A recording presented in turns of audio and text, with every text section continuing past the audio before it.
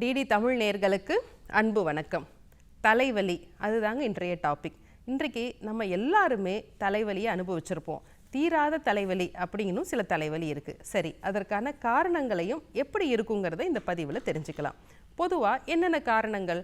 முதல் காரணம் பார்த்திங்கன்னா, நம்ம சரியாக தண்ணி குடிக்காது. நமக்கு வெயில் காலத்தில் பார்த்திங்கன்னா 2-3 லிட்டருக்கு மேலே தண்ணி தேவைப்படும். ஆனால் நம்ம சரியாக தண்ணி குடிக்கிறது இல்லை. ஏன்னா பல நேரங்களில் நம்ம ஏசியில் தான் வேலை பார்க்கும்போது தண்ணீர் தாகம் தெரியறதில்லை. பள்ளி குழந்தைகள், கல்லூரி குழந்தைகள்லாம் பார்த்திங்கன்னா சரியாக தண்ணி குடிக்காதப்ப வீட்டுக்கு வரும்போது மிக கடுமையான தலைவலியில் அவதிப்படுவாங்க. இரண்டாவது காரணம் தூக்கமின்மை. இது உலகளாவிய பிரச்சனை. இரவில் சரியாக தூங்காத பொழுது நம்மளுடைய ஹார்மோனில் மாற்றங்கள் ஏற்பட்டு பகலில் கடுமையான தலைவலி இருக்கும். பெண்களுக்கு பார்த்திங்கன்னா மாதவிடாய் காலங்களில் அவங்க உடம்புல இருக்க ஹார்மோனலில் ஏதாவது பிரச்சனைகள் ஏற்பட்டாலும் தலைவலி இருக்கும். அதற்கு அடுத்தபடியாக நம்மளுடைய மன அழுத்தம் இன்றைக்கு பல நோய்க்கு அடிப்படை. நம்ம வேலையில் இருக்க பணிச்சுமை காரணமாக இருக்கலாம், பள்ளியில் 12வது படிக்கின்ற குழந்தைகளுக்கு பயங்கரமான மன அழுத்தம் இருக்கலாம், அல்லது நம்மள உளவியல் சிக்கல் இருக்கலாம், நம்மளை சார்ந்தவர்களுக்கு பிரச்சனை இருக்கலாம். இப்படி பல காரணங்கள்னால நம்ம மனசு ஓயாமல் யோசிச்சுக்கிட்டே இருக்கும் பொழுதும் தீராத தலைவலி இருக்கலாம்.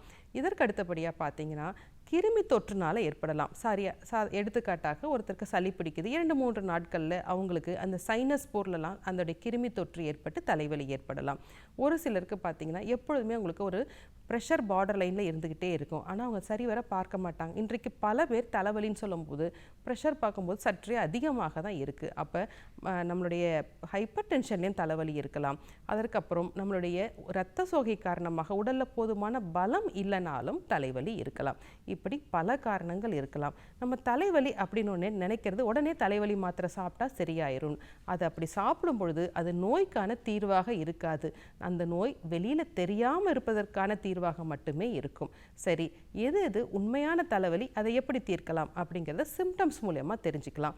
முதல்ல பார்த்தீங்கன்னா டென்ஷன் ஹெட்டேக். இந்த தலைவலி எப்படி இருக்கும் அப்படின்னா, நம்ம தலையை சுற்றி ஒரு கயிறுல போட்டு கட்டினது மாதிரி வலி இருக்கும்.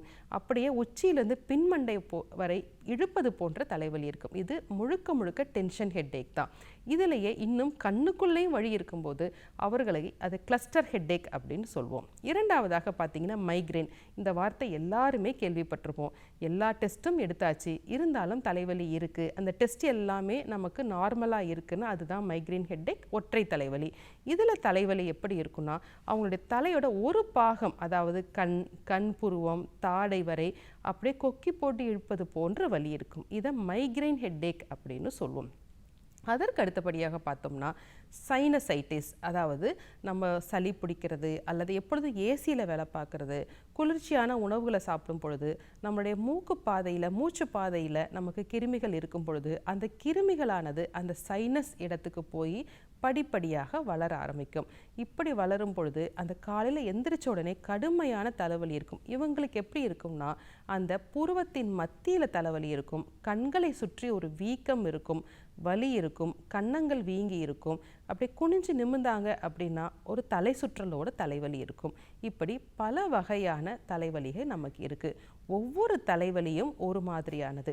எந்த தலைவலிக்கு நம்ம அச்சப்படணும் அப்படின்னா, காலையில் எழுந்த உடனே தலைவலி இருக்குது, எந்த மருந்துகள்லையும் நமக்கு சரியாகலை அப்படின்னு சொல்லும்போது அது தலையில் ஏதாவது ஒரு கட்டிகள் இருக்கா, நரம்பு சார்ந்த பிரச்சனைகள் இருக்கா, அல்லது அந்த தலைவலி வரும் பொழுது அவர்களுக்கு உடலில் வேறு ஏதேனும் சிக்கல் இருக்கான்னு பார்ப்பதற்காக சில அடிப்படையான மருத்துவ டெஸ்ட்டை நம்ம எடுத்துட்டு அதற்கப்புறம் தான் தலைவலியை நம்ம சிகிச்சை செய்யணும்.